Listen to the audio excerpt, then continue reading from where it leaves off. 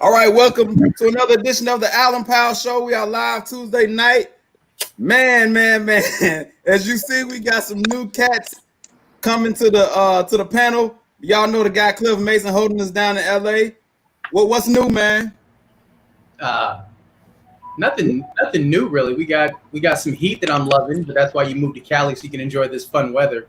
And we got clowns that are risking their basketball career over some wings at a strip club. So what are you gonna do? Wait, just a minute. We're gonna get into that. You're jumping too far, and we're gonna get into all of that. But let me introduce the rest of the people before you start on your rants. You know what I'm saying? I want to introduce Austin first, aka Mr. Integrity. He didn't want to put the name in there. His name is Mr. Integrity, and the reason why his name is Mr. Integrity because he thinks he does everything right when it comes to dominoes, but you probably think that way about everything in life. Do you want to comment about that? Because you did not want to put the name in there, so I had to put you on blast. Do you want to comment on the Mr. Integrity name? I'll say this about it. All I try to do is not do any harm to other people. And if that means that I'm Mr. Integrity, then that's how it is. But I just don't want to hurt nobody. That's it. I don't think that's outrageous. Hey, Al, tell them about Austin's The Trophy and Dominoes, the Mr. Integrity Award. Wait, just a minute. So that's Mr. Integrity. We got Justin. He put young Stunner in. You're not young anymore, first of all, and then you're not a stunner. So why did you put that in there? Man, first of all, haters gonna hate. You know what I'm saying? You know, I come on your show, I come on here for you to hate on me, man. Okay, I'm a young stunner, always have been, always will be. You know what I'm saying? Okay, I'm done with you. Last but not least, the lawyer extraordinaire, James Brandon Dillon. I finally got him on. I invited him on a while ago when he was running for office.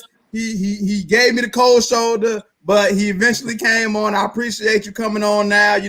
Hey, it took a long time coming, but you're here. How you doing, brother? I'm good, and I'm happy to be on the show. For the record, that's not a strip club. It's a cultural place of artistic expression. Justin is not a stunner, and Austin has hurt my feelings a lot. So now that we got that out the way.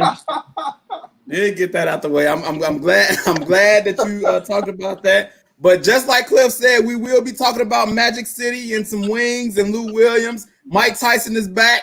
Thibodeau got a new job, and Washington can't find a name. But first, we're going to jump it off with the Marlins and the 17 players and coaches that tested positive for the virus. It started off with 4, went up to like 11 or 13, and now it's up to 17. And now they can't play until Sunday. So first, I want to Cliff, being that all these players and coaches tested positive, will the season finish with this type of breakout? Will the season finish? Yes, but what kind of season are we going to have? I mean, I was excited for Derek Jeter's kind of first season as a partial owner of a franchise and see what they could do. Now, I mean, they're going to miss a quarter of the year because of this. I don't know. I mean, if you have the defending champs that have another break, I mean, we're talking about an outbreak in a franchise. We're not talking about 1 or 2 players, or not even 1 or 2 people that are like locker room attendants. We're talking about upwards of 15 players that now have contracted this virus. So they can't play anybody. They can't go to any stadiums. I don't know what's going to happen. Does the season continue? Yes. What type of season are we going to have? Time will tell. Justin. Yep. If it was the Yankees, go ahead. I wanted to chime in on that too. I say this thing that happened with the Florida Marlins, and I hate to be political. It's indicative of the leadership in Florida as far as handling this pandemic. It trickled down to even the baseball team. It was a poor decision on the baseball team's leadership to go out there under those circumstances, but it's indicative of how the leadership in Florida has handled this pandemic. Okay, so do you think they should have played from Jump Street? Absolutely not. Not going into the game knowing that they had players tested positive for COVID. But they wait. They didn't. That's the whole thing. They tested it and people were negative, and then they ended up canceling the game, so they didn't play. And I don't think you should blame the Marlins for poor leadership, because the MLB, they put out this 100-page protocol, and all of the teams had to follow this protocol, and the Marlins was following the protocol. Now, one of the things that they didn't do, because I got a bunch of notes here from how they handled in other places, because the MLB, they was looking at other things. Now, they didn't do a bubble like basketball and hockey did, but they tried to do what soccer did and have people going out. So the main problem is, in these other European countries, they were kind of seeing the cases go down, so they could have people live at home and come, because it's a bunch of protocol when you actually get to the stadium, as far as how many people can be in the training room, how many people can be in the dugouts. They were staggering who can come in and who can come out. But in Florida, since they were starting to have an outbreak, I think that changed everything, and that's what ended up going wrong. But MLB, they absolutely had to play, because there's so much money that they would not have gotten had they not played. Justin, James, get in there. Yeah, I don't agree with Austin at all on this. I think they should have canceled the season. I think that the canary in the coal mine was Novak Djokovic's his tennis tournament a few months back. There it was. They were in Eastern Europe, and the cases were going down. So he throws a tennis tournament, and most of the players and half of the fans got sick, and so that's a problem. And I think that's what's happening. Yes, the owners were going to lose a lot of money. Yes, some players were going to lose a lot of money, but everybody in the country is losing money now. So we would have got through it. Baseball would have come back. They survived the strike. They would have survived this. Let me ask you this. Go ahead, Cliff. I was gonna say, but the problem is they were in a contract dispute. If they didn't play this season, those players would have been out tens of millions of dollars. So essentially, they were kind of in a rock and a hard place, because the owners were threatening to withhold salaries. Well, now that I understand, I equate that. If I was young and making tens of millions of dollars, I'd probably want to play too. So I get it, but how much you gonna make when the whole season's canceled after next week, which I'm predicting? I totally agree. I don't think it's gonna finish either. But another thing I want to talk about is wait. Why don't you think the season is gonna finish? Do you think there's gonna be another outbreak?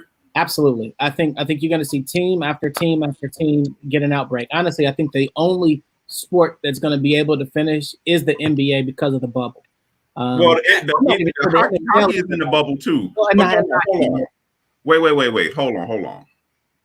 So you don't think it's going to finish because it's going to be an outbreak? Now, when they started the season from the beginning of June up until July 17th, baseball had 80 positive tests. 80 people. It was positive, 80 people. And what's today? The 28th. And this happened like a couple days ago, so a week later. So they had 80 positive tests, and they kept on going. I'm trying to tell you, you have to follow the money with these things.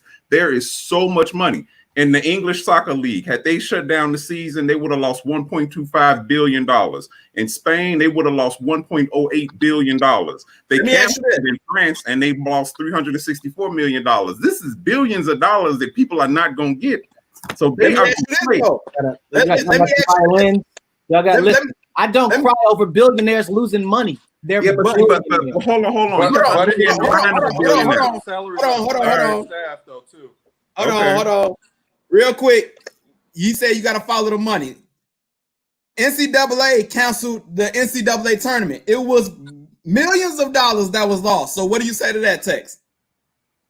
What I say to that is that it was, for one, it was kids. Two, they didn't have a plan to figure out, because it all happened in March. So everything happened so fast, they couldn't understand exactly how to plan it. But I guarantee you, because they are going to play college football. I'm almost certain they're going to play college football, because last year, ABC and ESPN, they made $792 million just off of advertising. And that's not counting the SEC network. That's not counting the ACC network. And that's not counting all of the regional networks that play the games and they make money off of advertising. I mean, we talking about almost billions of dollars. So they are going to get that money. That's the thing about these billionaires, because once you reach a certain point where you don't need the money to survive, it becomes a game. So you're going to keep making that money however you can. Okay. Justin, let me ask you a question. If this were the Yankees, would it already be shut? I believe it would already be shut down. Because, you know, nobody cares about the Marlins. The Marlins are like a minor league team. They're not a big market. They don't care. I believe if it was the Yankees and it was up to 17 players and coaches, they would have probably shut down the season. What do you think about that, Justin? I would have to I guess I would have to agree, because if it was the Yankees, yeah, it would have been a more serious concern. But I'm surprised with the outbreak in New York, maybe everything is being more contained now, but I'm surprised more players in larger cities like that were not affected. So, yeah, if it was the Yankees, this might have been taken a little bit more serious. Absolutely. Go ahead, Cliff. You already wagging your finger. The only difference, if it was the Yankees, the MLB would have sent doctors there because that's one of their cash cows. But because it's the Marlins, you're on your own. You figure it out. But they still wouldn't cancel the season. I mean, I'm with Austin on this. They're not going to cancel the season because there's too much money at stake. So I will say this, that there are talks. There are several states, several doctors, not, of course, in the administration, because that's a different story, that are calling for another lockdown. And so what will happen is when states start to lock down, then you'll have an American version of Toronto, where if Illinois, for instance, because I absolutely believe Pritzker and Laurie will both lock it all down if they have to. And they'll say, you can't play, I don't care what. And if that happens, then where are the Cubs and the Sox going to play? So, it's an issue. It's not just one team that matters. Yes, the Astros will continue to play no matter what. If everybody in Texas dies, the Astros will continue to play. If everybody in Florida dies, they will continue to play, because those are political decisions and economic decisions. But other places where people are concerned about the health, the governors and the cities might say, I don't care what y'all say. Y'all not essential. Y'all go home. Gotcha. Go ahead, Justin. You want to respond? I was just going to say, aside from that, the second worst thing that happened in baseball this year was Dr. Fauci's first pitch. I don't know if anybody saw that, but that was really. Really? Are you talking about the pitch? Is that what you're doing, man? Is that what you're doing? Dr. Fauci is old. I think he's about like 78 years old. Man. He has had this position since George H.W. Bush. He's old. I'm happy he could throw a ball still. I'm more happy that he still knows about medicine and he could advise the country in coronavirus. But at least he knows he could throw a ball. Listen. Look, the Marlins can't even play until Sunday. Do you think the MLB would allow the Yankees not to play until Sunday? That's my point. Like, that big market, something would have happened. So I think because it's the Marlins, they like a stepchild. Nobody really cares about them. Like, it's bad. But I think more positive tests are coming. This is just the beginning. It struck them. And then the domino effect was the Yankees and the Yankees, Phillies, Braves had to cancel their games. And so that's 4 teams that's affected by this one case already. And it's just this is not going to be the first, and it's not going to be the last. So everybody who's tuning in real quick, go ahead and share that video so y'all people can see it. But listen, we're going to move on real quick because I want to talk about Mike Tyson is getting back into the ring. He signed a contract to fight Roy Jones Jr. And I think I seen a few of you all commenting on that already. So let me see. I want to go to James first. I think I seen one of your comments on Facebook. What are your thoughts about this fight? So I'm excited about the fight. Listen, I'm concerned about both of their cardio health after the first 2 minutes. These are what Mike is what 56, and what is Roy 51 or something like that? 54 and 51, I believe. 54 and 51. So these are old men, and Mike looks solid. Roy looks flabby, man. Like Roy is like if Austin took off his shirt. Like, come on, man. Like, I'm concerned. Shots fired. Shots fired. It is. But I'm concerned about it. I think it's going to be a good fight. I am concerned about Roy because Mike's videos look pretty good. I'm probably going to order the fight, but y'all can't come over because y'all ain't get me sick. What?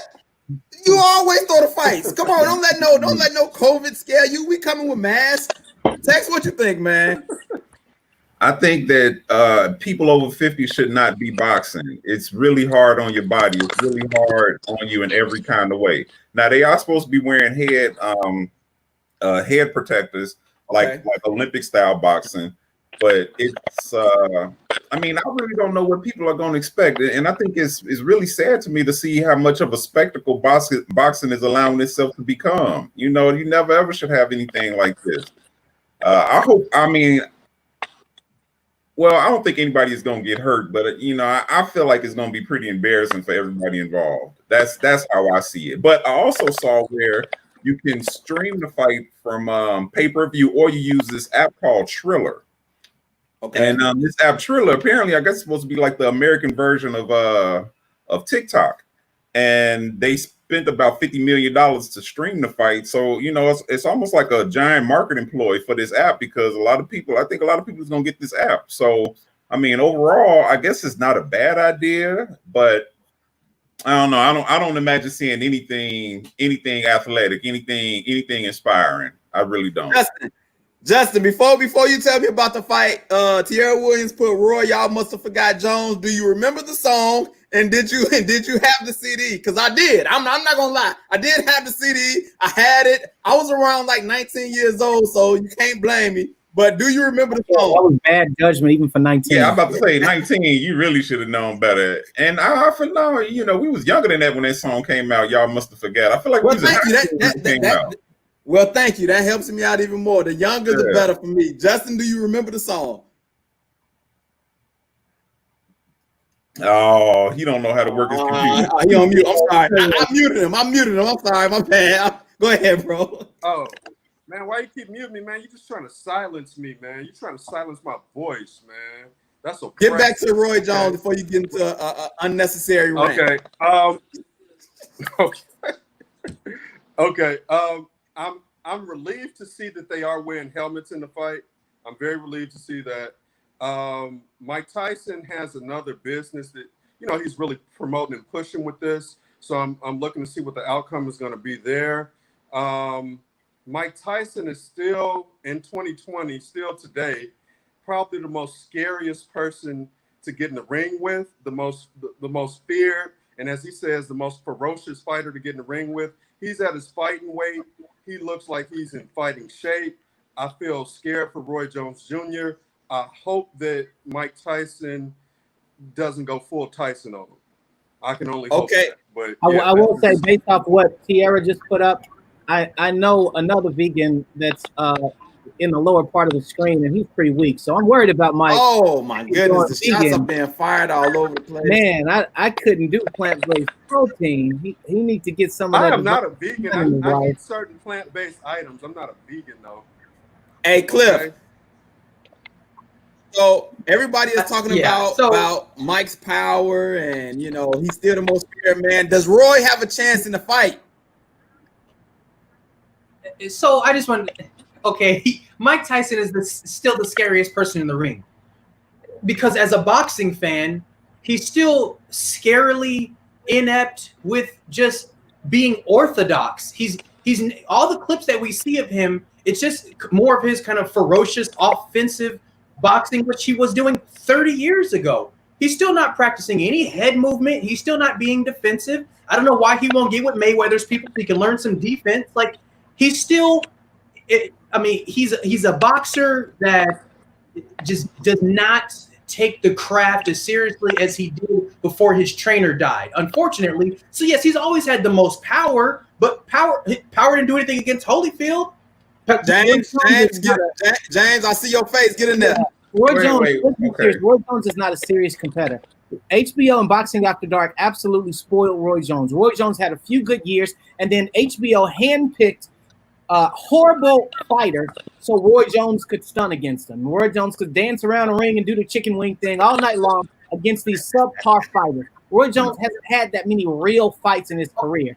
Agreed. He's a better boxer, but he's never faced somebody this good, even before. This good. So he's a million years old. The reason that, so to Austin's point earlier, like boxing has allowed itself to become a mockery because let's think about this. The last time they had a serious heavyweight champion that we admired was what, 15 years ago? I mean, Anthony Joshua got put on his chin like a few years back. Like, when's the last serious heavyweight champion that we were all like, I don't want to mess with that dude? Like, it's been a long time. And that's the reason that now heavyweight boxing is a joke. And we're not really to watch these 50-year-olds fight because boxing's a joke now. Let me get Tex in there. He's itching. Go ahead, bro. All right, well, a couple points. For one, go back and watch Tyson and that head movement that he used to do, that like turtle style he did. He was all about defense. That's what made him so hard because he can come low. His best punch was an uppercut because he was able to keep his head down and come up with power. Watch that Rebalta fight. He hit him with the hardest uppercut I've ever seen.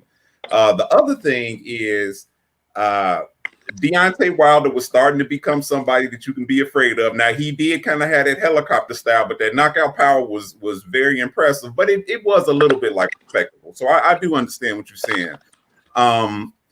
It's not, how can I put this? Roy Jones, he fought in the weight class where it wasn't enough people that could challenge him, and he wouldn't lose weight and he wouldn't gain weight. So that's why, so some of Roy Jones, but Roy Jones is really good. So some of the stuff about Roy Jones not fighting anybody, I think it might not be fair because he was actually really good. The main problem is both of them is over 50. Watch, if you can, Razor Ruddock, he fought somebody when he got in his 50s. And Razor Ruddock was a powerful puncher. But when you turn 50, man, your body just changed, man. Like your body start changing once you get into your 30s. And no matter how muscular he look or how powerful he may look, when you actually throwing punches against somebody, man, watch that. Last week it was a fight on the zone with this like 40-year-old mom versus this 28-year-old girl. Now it ain't gonna be like that, but she obviously just it's different, man. It's different. Justin, let me ask you this question. I think Tex led it off with James. One of you all said, hey, at this age, they shouldn't be fighting. But hey, Evander Holyfield, he fought for a long time. George Foreman fought for a long time. Sometimes you just got a love for the sport. So Justin, let me ask you this. Should they just go ahead and make a senior division for the old guys who still just want to get out there and do it? Maybe make them wear headgear like they said. Would you like to see a senior division with Tyson, Holyfield, Roy Jones, and maybe some other fighters? If they were to make a division like that, I would say we'd have to have some strict rules such as headgear, 3-round fights, things like that. It would have to be a very swift exhibition. I don't think that we should put someone at that age into 12-round fights. So I would say 3 rounds, headgear, passing a strenuous physical examination before the fight, things of that nature. Okay. I think I'm the oldest one on the call, and I can tell you, at 37, stuff hurts when you wake up. I don't want to see no old men. It's only because it's Tyson. Are people gonna watch this? You definitely gonna watch. You see somebody. Don't nobody at the end. It's like a spectacle. It's like that MMA boxing thing. It's like butterbean fighting. No, it's a spectacle. You're just seeing it because it's a spectacle. And in the end, some of those men are going to be so cautious. Like, look, you can't hit me on my left side because I had this stroke 2 years ago. You watch my knee because I got it replaced. I can't pivot because my hip is going out. Like, no, they should be commentators. They should sit on the side of the ring and say, back in my day, that's what they should do. Mason Report says that Larry Holmes and George Foreman fight was awful. Old man should just stay out the ring. Listen, man. Listen, y'all. Everybody on this screen is going to watch that Tyson fight. So everybody who's saying they shouldn't be fighting, y'all definitely going to tune in. Tex, would you be in favor of a senior division? No, not at all. remember. I don't know, James. I think I'm the oldest one here. Do you guys remember when the NBA All Star used to have the old timers game? Okay. You remember Alfred? You remember James? See, you don't remember, but they used to have an old I timers game. remember. Okay, well, they had an old timers game, and it was so many injuries where they had to start having the rookie game because it's like, hey, we shouldn't ask these old guys to do athletic stuff. I mean, they live in our memories for the great things that they did, but Father Time is undefeated, like Barkley say. So no, I wouldn't want to watch it. I want to talk about this undercard, man. Nate Robinson and Jake Paul. Cliff, are you interested in this undercard? Little Nate Robinson. Jake Paul, a YouTuber. I really don't know who he is, but apparently he's somebody that he a big time YouTuber. Big time YouTuber. So Jake Paul versus Nate Robinson. Are you intrigued? No. What are we doing? Nate Robinson, the basketball player? Yes. What are we doing? Like, it's like, let's go throw some shoulder pads on Matt Damon and Ben Affleck. Like, no, I don't want to see randos that are out of their sports just try. If they want to go do it on their own time, go. Hey, you gotta be with them. But like.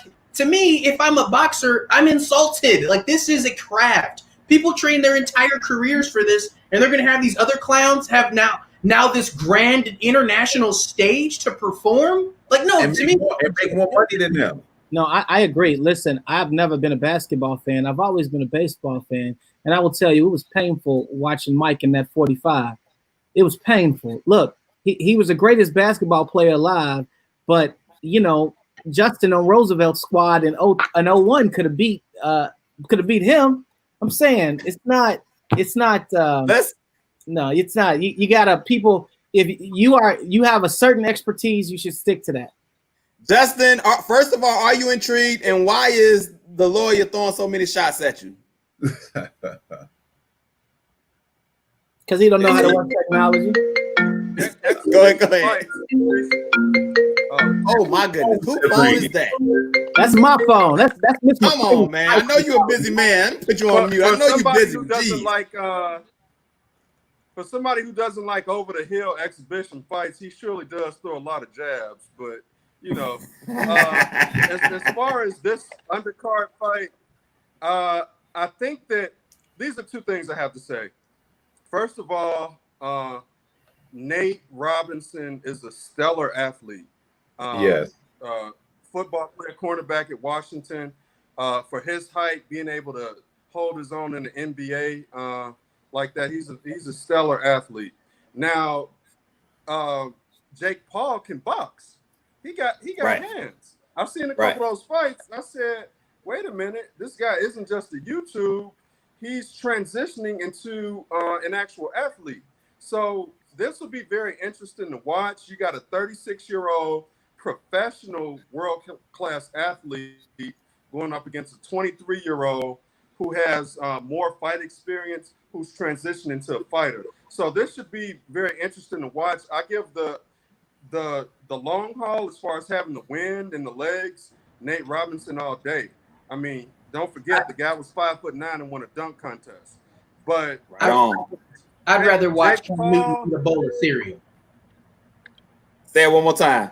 I said I'd rather watch Cam Newton eat a bowl of cereal. I got no interest in seeing that match. Hey, James, your bow tie's getting some love on the shows that it needs a guest spot. Just want to put that out there. Victor Legron says, I don't want to see them old men fight. I think he was talking about Roy Jones and Tyson. Real quick before we move on, who do you all have both in the Roy Jones Tyson fight and the Nate Robinson Jake Paul fight? James, I'm gonna start with you first. Who you got in both fights?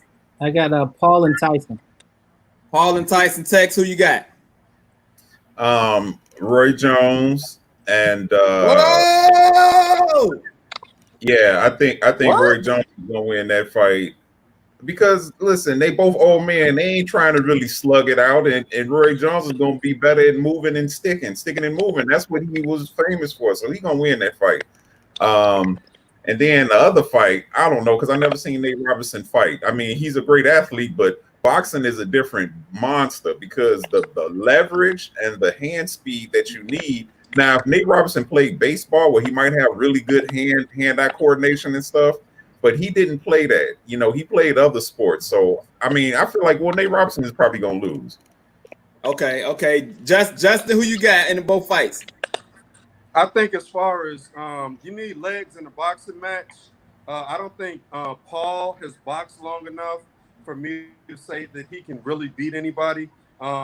Nate Robinson is a world-class athlete. I think he's going to train very hard, and I think he can get in there and beat Paul.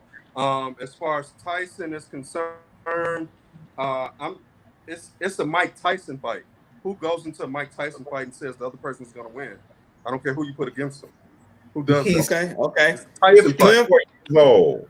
54 years old. Nah, I got Roy Jones because Tyson's gonna walk into too many punches. Exactly. I got Roy Jones and I got Jake Paul.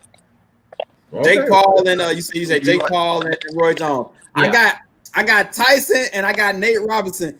Tyson, I think he got a better chin than Roy Jones. I done seen Roy Jones get knocked out too many times, and he hasn't seen any power like Tyson. And I think Nate Robinson is going to win because I don't know who Jake Paul is, and I've seen Nate Robinson. He's an athlete, and I think he can do it. So, with that being said, we got to get to the big elephant in the room, and that's Lou Williams took a trip. He had an excused absence. He had excused absence to attend a funeral. And while he was on that excused absence, he stopped by Magic City, and got him some wings. And he getting a lot of scrutiny in the media. Cliff was one of those guys who was giving him some backlash as well. He even got on me, but I'm not going to you first. Nope. Tex, what's your thoughts about this whole trip, man? All right, this is my thoughts. It was a reckless decision, mainly because all strip clubs, if you ever been to one, I know this is a Christian show, but if you ever been to one, it's all strip clubs are basically bars, and bars have been havens for passing this disease around, you know. So I mean, he could always say he wanted those chicken wings, but the fact that he put himself in the bar, I think, is a problem, especially when you consider all of the energy and effort the NBA has went to make sure that everything is fine. Because if he shows up, he's sick, somebody else gets sick.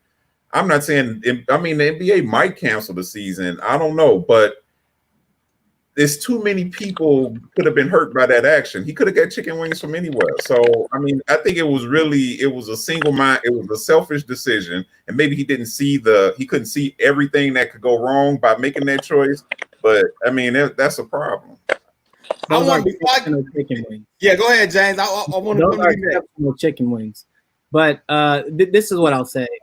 Is just like those kids out west in college parties that are going there to get infected and they're having these COVID pools and COVID things. In the end, sometimes when you're young and you're rich and you're powerful, you don't make the best decision. You know, because you think you're invincible. Hey, I'm young, I'm rich, I'm impervious to this, I'm not gonna die. You don't make the best decision. And that's what you get. You got to chalk it up to he doesn't have the wisdom. He should have demonstrated more wisdom than that.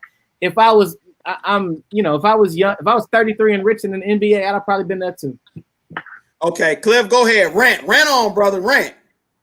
So don't pee on me and tell me it's raining outside. Like, he must think we're all dumb and he's the only genius alive. Like, he had to go there for wings. Okay, let's concede he had to go to Magic City for some doggone chicken wings. Why not call and order them and have it takeout? You didn't have to sit in there and enjoy the show and be at risk of being close to everybody around you. You could let me stop your rant for a second, because I want just to put a few facts out there. The entertainment was not going on at the time, so he wasn't there for the entertainment. He just came to pick it up. All right, go ahead. Why didn't he have them drop it off to him at the bubble? Is my point. He knows how to use what you got, Postmates, you got Grubhub, you got how many other ones are there? There's a dozen different food delivery services. So he's now. This is my question. There's no emotional distress that required him to go there. Yeah, funerals, we've all had to go to them. They're terrible. We don't. God be with him, but he didn't have to do that. He did that because, like my man said, he's selfish. He was just thinking about himself. All right, just go ahead. So wait a minute. This is my question. Okay, so I can't, in situations like this, I can't blame the employee. I feel like the NBA going through all the trouble to have this bubble. After somebody is like on a leave for grievance, there should automatically be a 14-day quarantine coming back into the bubble. It's going to be a 10-day. It's going to be 10 days. Okay, 10 days for him. So it was already going to be a quarantine, and he was going to get tested before he came back in. So I don't see, what the huge deal is here. I don't see how it's like.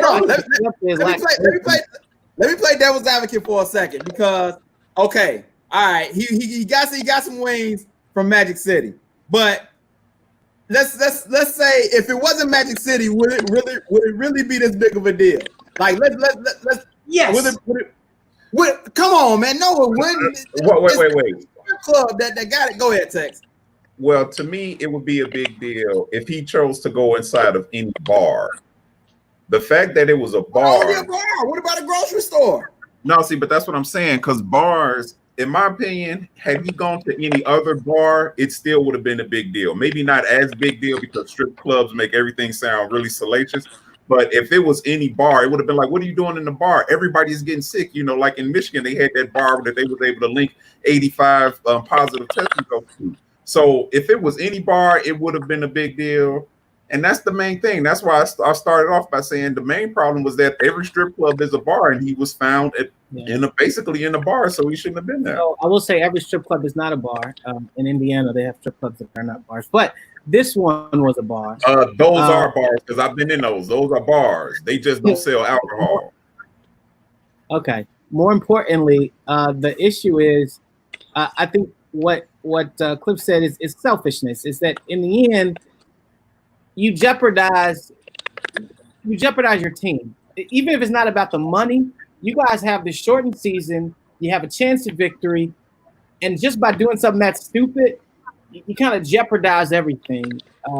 I think he was more likely. I think he was more like he. The fact that he went to a funeral and may have been around family and friends, and they more likely were hugging, talking, sharing old stories, not wearing masks. I think that he might have been more susceptible to catching COVID at the funeral than at the bar at Magic City. He probably went in Magic City, got his order, and left out and didn't talk to anybody. Let me ask y'all this. With him doing this, did he mess it up for any more absences going forward? Will they be more, more on the back of the players to find out, what they're doing while they're away? Because if he did this, did he mess it up for everybody? I'm a Clipper fan, and I would like to see Adam Silver make an example out of him so that these dudes realize the gravity of the decisions that they're making. I mean, we're talking about a dude on a team, on the second best team in the NBA, that's got probably the best chance in his career to win a championship.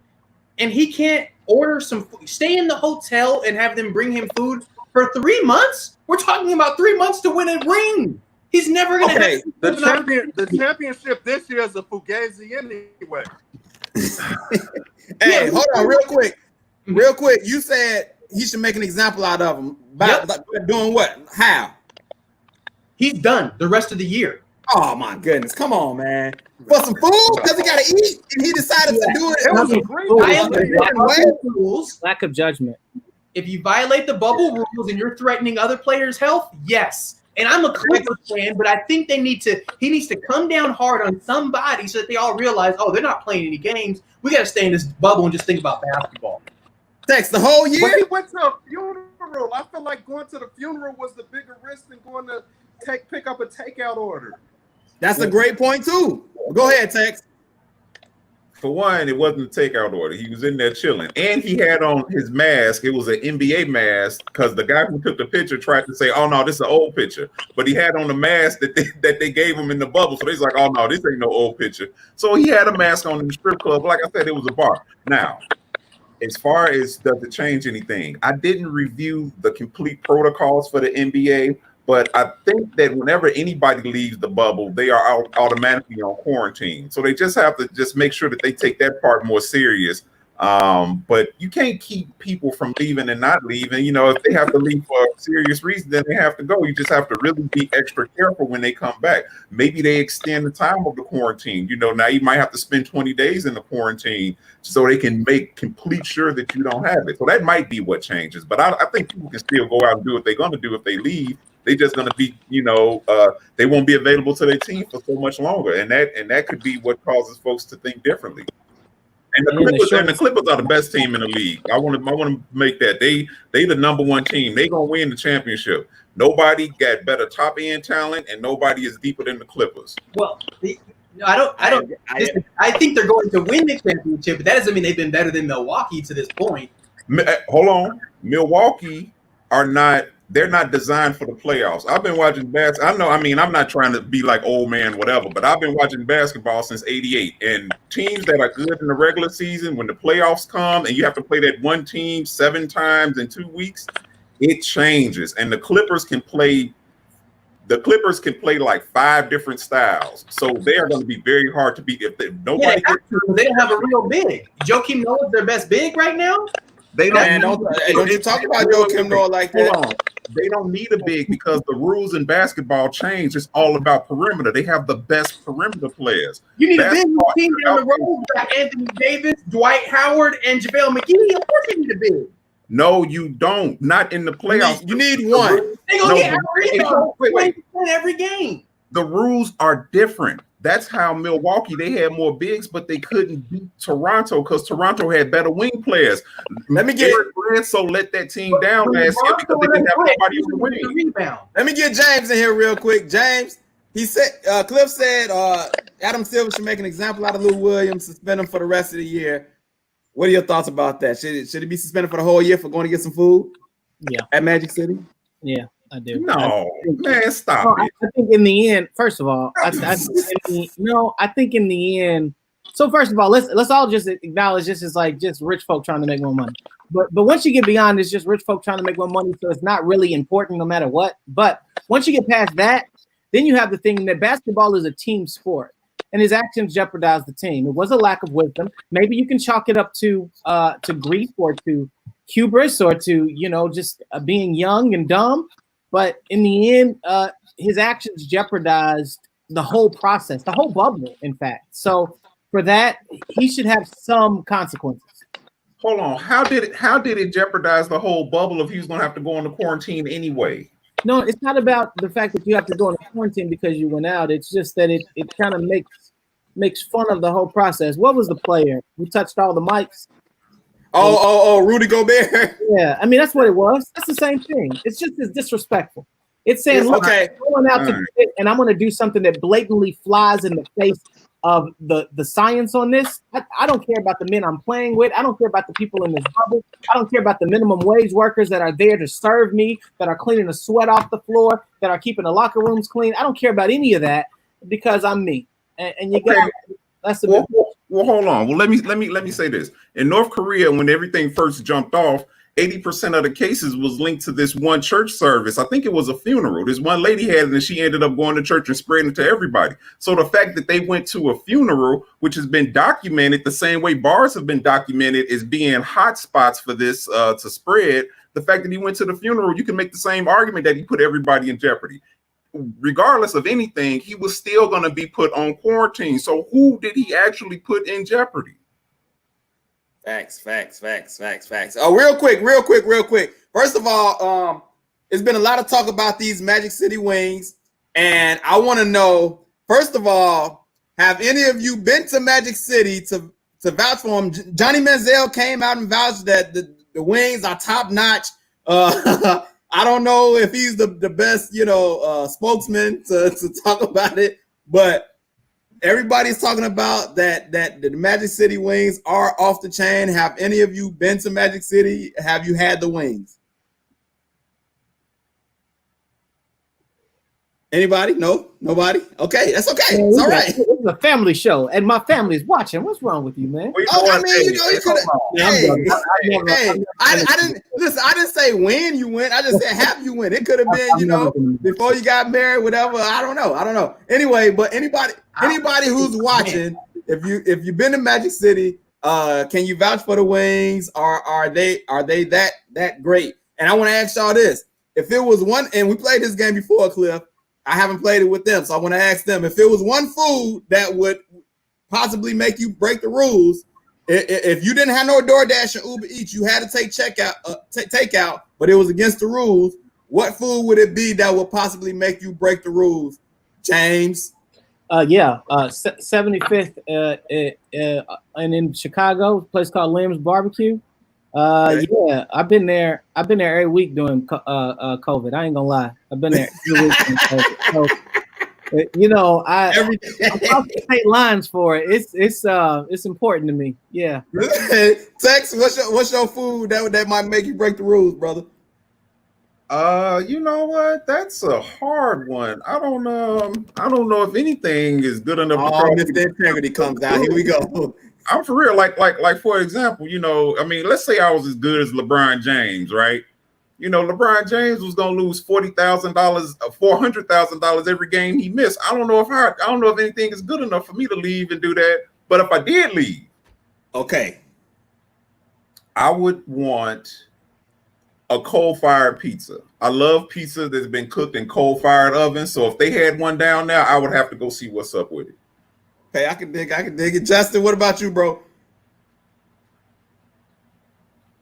Oh, hold on. Let me get him off mute. I'm sorry. I'll be muting the mess out of him because he got a messed up background. Go ahead, man. What's your food? Trying to silence us. You know, I really can't put my finger on what it is.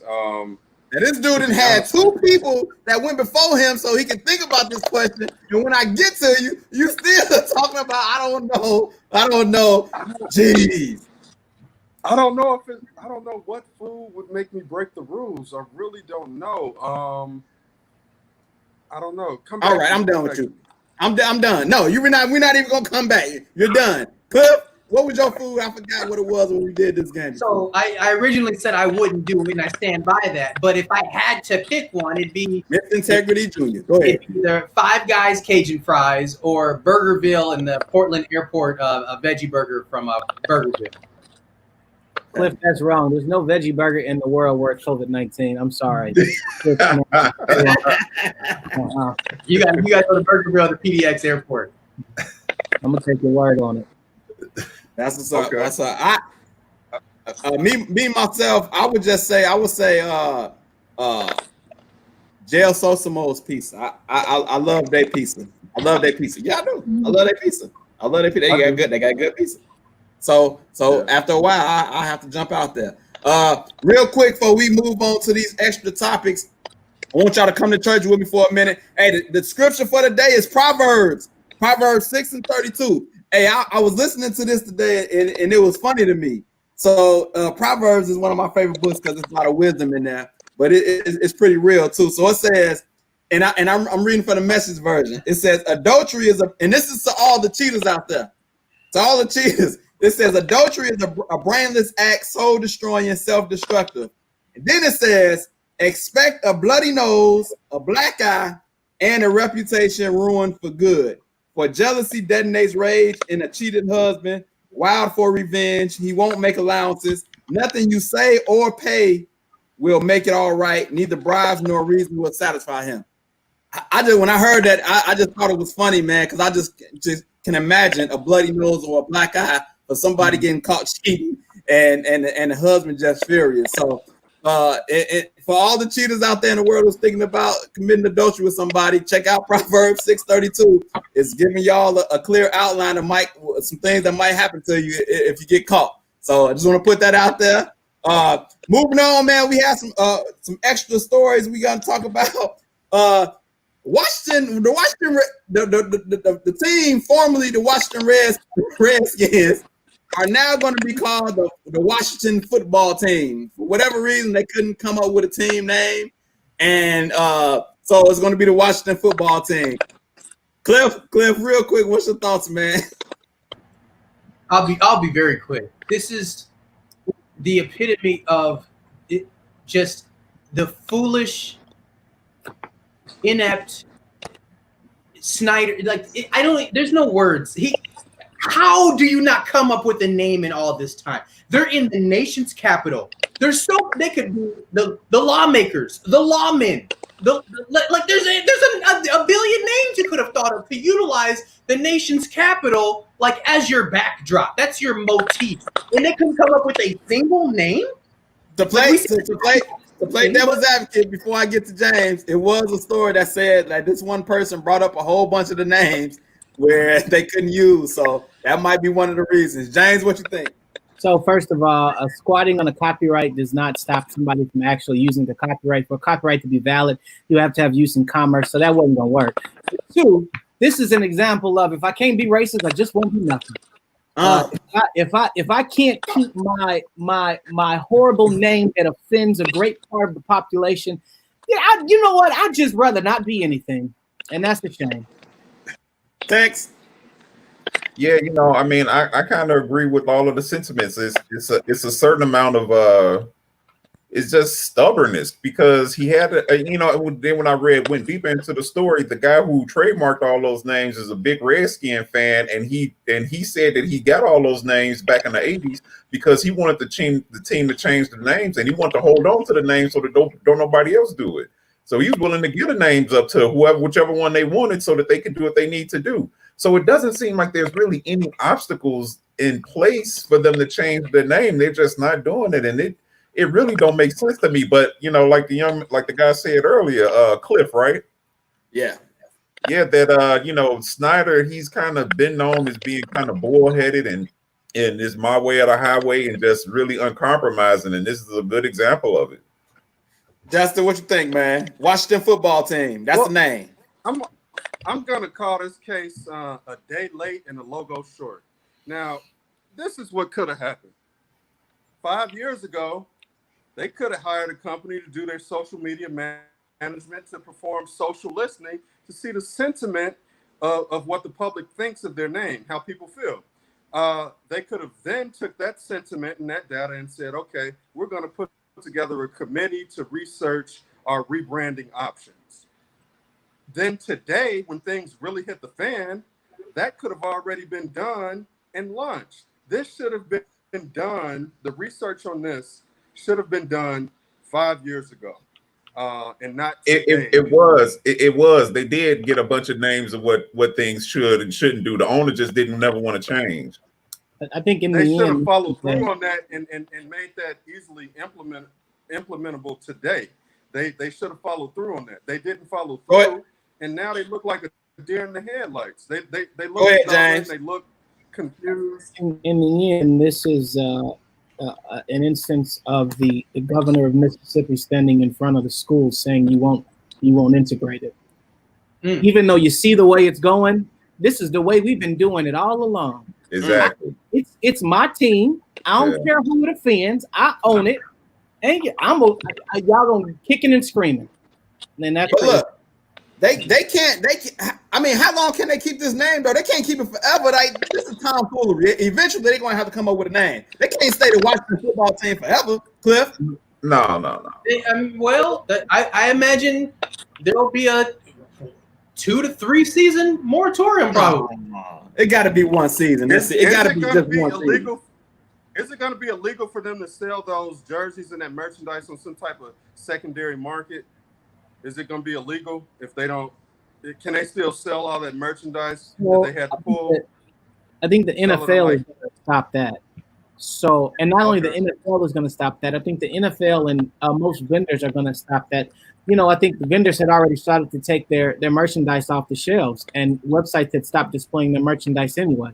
So I don't think you'll be able to do it. Now, is it going to be a situation like Bubba in NASCAR? All right, the flag isn't inside, but you can buy as many flags as you want just outside the door? Probably. And in the end, what are you going to stop somebody with a T-shirt machine? It's not going to happen. All right, a couple of more stories before we get up out of here. Jamal Adams traded to the Seahawks. I feel like he talked his way out of there. He talked about the owner, talked about the coach and the GM, and he wanted a new contract. He got traded. Now the general manager wants to come out and say he didn't talk his way out. But once you talk about the owner and the coach, he didn't. And if you were the GM and the coach and he's one of your best players, do you have to get rid of him or do you make him stay? Okay, I'm trying to be quick. The best example of somebody talking themselves out of some place is you have to look at what Antonio Brown did. That's talking yourself out of some place. The Jets got 2 first-round picks, a 3rd-round pick, and a solid safety. And that same solid safety that they got is trying to convince the Jets to trade for Clowney. So he left because they got a pretty good deal. Antonio Brown talked himself out of Pittsburgh, and then he talked himself out of a $100 million contract and kicked out of Oakland. So that's talking yourself out of stuff. All Adams did was let people know that he's available, and then the Jets got a really good deal. Excellent. But he said Adam Gase is not going to be the one that's going to lead us. When you talk about the coach and you even talked about Woody Johnson a little bit. So how could you say he didn't talk his way out of it? He was trying to get a trade to Dallas Cowboys, then he started talking about him. It was the deal. They got 2 first-round picks, a 3rd-round pick, and a solid veteran safety. So that's what making him not getting talked out of it. Antonio Brown, he was the best receiver in the league, and he got traded for like a 4th-round draft pick, and then the Raiders just cut him. That's getting talked out of stuff because those people, it would have been better had they kept him because of his value. But Adams, man, they got a good deal for him. Or else, if the deal wasn't that good, he would still be that mad. Justin, if you're the coach and the players talking about you, but he one of your best players, do you keep him or you trade him? Well, I'd say you have to work some of those things out. I think that issues like that are workable, but if they got a good deal, then this is a business at the end of the day. James? Yeah, I agree with that. I think in the end, if he overdoes it, he's going to cost himself more money. If he does it just right, he's going to get the best contract possible. In the end, the owners are making billions of dollars, the networks are making billions of dollars, the athletes are only making millions, and some of them are not making even millions, yet they are putting their body on the line. They're risking serious injury. And whatever you got to do to maximize that, maximize it. I ain't got no problem with it. Cliff, do you think he talked his way out, and would you keep him? So it's 2 different questions, like because you asked if you were the coach question. It goes back to when we played. Like what's the line we always heard? You can't coach talent. So if he's my best player, your best player comes late to practice, yeah, he might run a lap. One of your worst players comes late to practice, you might suspend him a couple weeks. Like, you don't get to dress down on Friday night, right? So if it's my best player, like it's gonna be a conversation, right? We're gonna have to take care of this, but I'm not gonna get rid of him. That's why I don't think he talked himself out, because they got 2 firsts and some other ones for him. So it wasn't like he talked himself out and had to get rid of the guy. They clearly didn't just get rid of him because they got way too much in return for him. Way too much. Gotcha. And let me see. Did I get to you, James, already? Yeah, you got to James. Yeah. Right, look, last question before we get up out of here, man. Tom Thibodeau, new coach of the Knicks. Real quick, it's either yes or no. It's good move, yes or no for the Knicks. Text. I need to see the rest of the coaching staff because Thibodeau coached to win games. The other coaches, they coached to develop talent. That's what the Bulls had. As soon as they got rid of Adams, once Adams went to the Warriors got good. So I need to see the rest of the coaching staff. Cliff, good move, yes or no for the Knicks? No, should have been Mark Jackson. Next. I agree. James Dillon, Tom Thibodeau to the Knicks. It doesn't. I don't think they're going to be very competitive. Justin. I like Mark Jackson better as a coach, but I think this is a good deal. I think that the Knicks are going to do well. I think he's going to develop talent on that team, get people playing, get people defensively solid. I think it's going to be good for the Knicks. But he's never developed talent his whole career. That's not true. No, that's not true. That's not true. Who did he develop? He didn't develop Zach LaVine. He didn't develop. No, Zach LaVine wasn't there. He developed Jimmy Butler. He developed Gibson. He developed Derrick Rose. He developed Noah. He developed all them guys. He had the youngest MVP ever. But like I said, it was his coaching staff because Ryan Adams was there. And as soon as Ryan Adams went to the Warriors, that's when the Warriors became the Warriors. So, I mean, Ryan Adams, he was right there with him, helping him out. But you can't say that coach developed the best dude leaving college basketball. He didn't develop Derrick Rose. Derrick Rose developed Derrick Rose. No, he Wait, time developed out, Derrick time out, Rose. because That's like it's been saying number- Phil Jackson developed Michael Jordan. No, It's no, been it's not. Oh, Hold on, for him to say he was the number one pick, he didn't develop him. There's been a lot of number one picks that flopped, and so you can't. Oliver Candy, do you remember him? Somebody wait, hold on. Tommy Brown. So Somebody Derrick Rose developed Michael Jordan. So Hey, wait, Derrick Rose developed Michael Jordan. Hold on, no, wait. You still got to. You Go ahead, still have Zach. development. And see, and Derrick Rose had Derrick Rose was in a very unique situation because not only was he the number one pick, but he also went back to his hometown where he was a hero. And a lot of young guys with a lot of money and all of that attention, they normally go wrong in that position. Just look at Eddie Curry. He was able to turn him into an MVP, and had them knees not blew up on them, they would have won championships. Thibodeau develops talent. Now he gets a bad rap for running guys into the ground, and that part is true. Because once he make you good, he gonna wear you out because he's trying to win games. So that's what I'm saying. It's important that the structure of the organization is gonna say, "Hey, listen, Tibbs, I know you want to win this game on January the 17th, but take it easy." All right, there it is. Develops talent. There it is. Look, we're gonna leave it. We're gonna leave it there for Mr. Integrity and Mr. Integrity to you. Hey, listen, everybody who's tuning in, continue to share the live, but subscribe to the YouTube, follow us, like us, review our page on Facebook, follow us on Instagram. Listen, hey, opening night is Thursday night.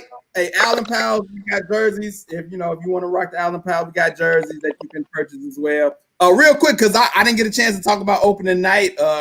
What's one thing you're looking forward to opening night coming this Thursday, Justin? Well, restart night. My bad. I guess He don't watch basketball. Why you asking me? This dude, just take it. Come on, man. Jesus, Tex, what you looking forward to, man? This is awful. I'm looking forward to Denver and Portland, man. I got to see them. Okay, some sleepers. James, are you looking forward to the NBA restart? He don't watch basketball either. I'm looking forward to some of the fantasy apps that I'm on opening up. All right, Cliff, come on, man. Who you looking forward to? I'm looking forward to seeing who out the West is going to be my dark horse. I'm thinking it's going to be Portland is going to knock off the Lakers and face the Clippers in the Western Conference Finals. So that's where I'm going. I'm going Portland and Clippers in the Western Conference Finals. Everybody is on that Portland train. I'm gonna jump on this Denver train, and maybe they can shot. And Miami. I want to see what Miami. I think Miami can make some hay. I think they can, because this restart is going to be different. So hey man, thank y'all fellas for coming on, man, having some fun with us, man. I'll be hitting some of y'all up again. No, but hey, good job, fellas, man, and we'll see y'all next week. We out of this thing. Mike Tyson. Tyson. This brother said Tyson. Justin said Tyson, and he's right. See y'all next week, man.